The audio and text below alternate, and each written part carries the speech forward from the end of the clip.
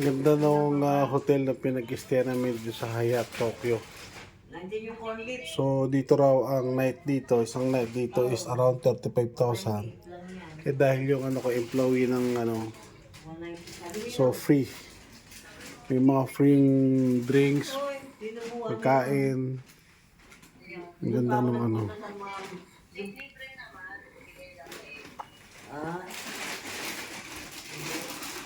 Ang ganda ng accommodation namin dito.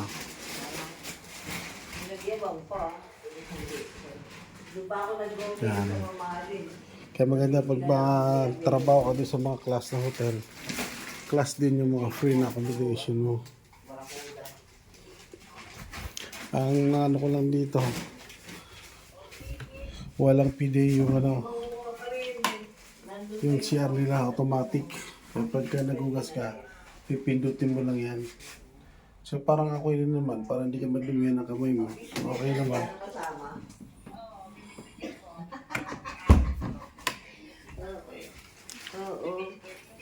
So nagustuhan ko rin itong ganda ng view. Oo. Nako, patay tayo, inuubo na. Dadali mo sa ano?